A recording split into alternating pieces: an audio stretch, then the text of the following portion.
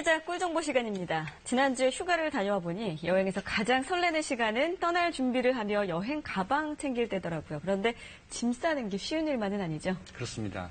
특히 아이들 짐을 담다 보면 부피가 점점 늘어나는데 저희 집 같은 경우는 보통 기본적으로 트렁크만 한 4개 챙깁니다.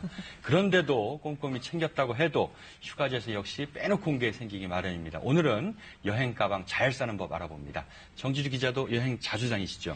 네, 사실 진짜 캐리어라고 하죠. 그런 거 딱 하나 들고 이렇게 우아하게 가면 얼마나 좋습니까? 하지만 현실 너무 달라요. 수영 도구까지 챙기려면 튜브에 구명복에 이건 난민 수준으로 떠나면 여행 가기 전부터 지칩니다. 줄인다고 줄여도 말씀하셨던 대로 부족한 게 꼭 나타나죠. 일단 먼저 리스트를 만들어서 거기에 맞춰서 짐을 싸는 게 기본입니다. 옷은 이렇게 쌓기보다는 여러 장을 겹쳐서 돌돌 말아주는 게 부피 줄이는 방법입니다.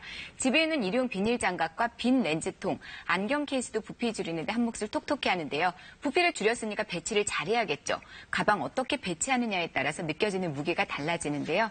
여행 가방을 똑똑하게 싸는 법 바로 소개합니다. 휴가, 여행 그 자체로 가슴 설레는 단어죠. 그런데 막상 짐 쌀 때면 한숨부터 나오게 됩니다. 짐을 싸다 보면 생필품이나 옷 같은 거 정리할 때 자리가 많이 부족해가지고 애먹은 적이 좀 많이 있었어요. 가방을 잘 싼다고 쌌는데 막상 여행지에 가보면 빠진 것이 한두 가지씩 있어서 곤란한 적이 있었어요.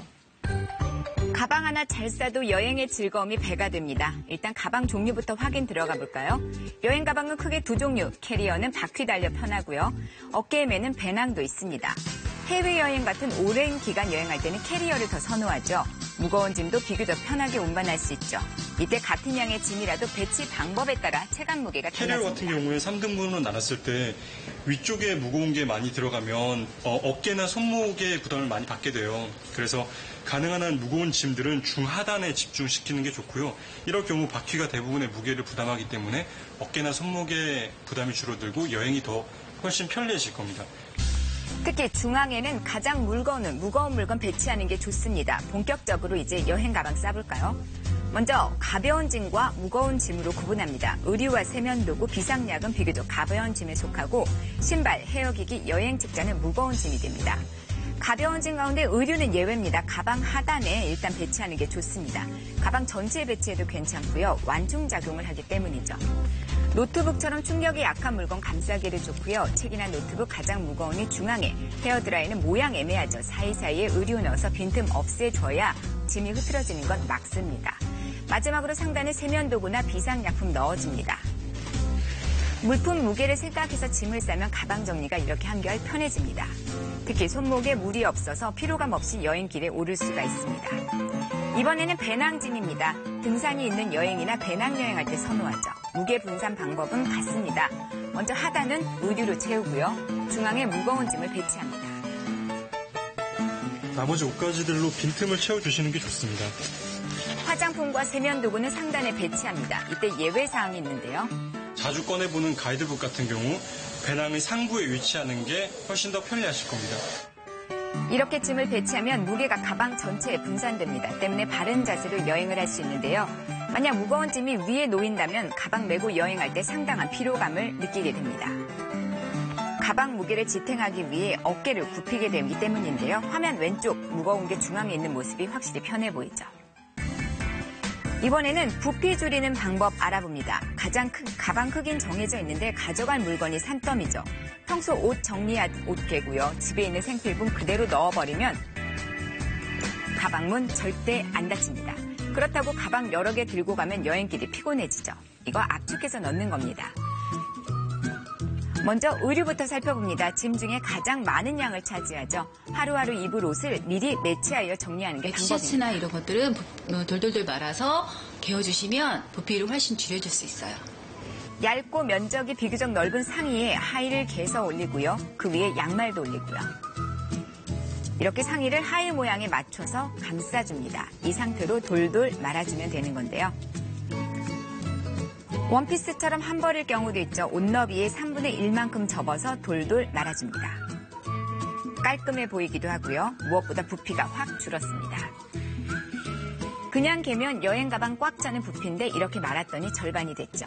화장품이나 세안도구 같은 경우는 무겁기도 하고 또 부피가 커요. 그래서 일회용 장갑이나 렌치통을 이용해서 소량으로 담아서 가지고 가시면 됩니다. 집에 이 빈 렌즈통 있다면 이걸 쓰는 겁니다. 필요한 분량의 화장품을 담는데요. 수분크림이나 파운데이션 담기에 딱입니다. 이 정도면 사흘 정도는 거뜬히 쓸 수 있겠죠. 일회용 장갑도 부피 줄이는 효자 역할 톡톡히 합니다. 먼저 장갑의 손가락 마디 부분 하나씩 잘라줍니다. 이 손가락 부분을 활용할 건데요. 여기에 샴푸나 바디워시 같은 걸 짜 넣고요. 이를 사용할 양만큼만 넣어주는 게 좋습니다. 그리고 입구를 매직기로 살짝 집어 손으로 누르면은 열에 비닐이 녹아서 이렇게 제대로 밀봉이 됩니다. 여행 가서 사용할 때 살짝 찢어서 쓰면 되니까 편리하겠죠. 그리고 지퍼백에 담습니다. 찾기도 쉽고요. 비닐 장갑 구멍 나도 안심이 됩니다. 이번엔 전선입니다. 제멋대로 꼬여서 애먹는 경우 많은데요. 안경집 있으면 해결됩니다. 충전기는 이렇게 분리형이 좋습니다. 콘센트 부분 먼저 넣고 전선은 손가락 길이 정도로 말아 고무줄로 고정시켜 넣어줍니다. 얇아서 꼬이기 더 쉬운 이어폰도 같은 방법으로 정리합니다. 안경집 안에 쏙 들어갔죠.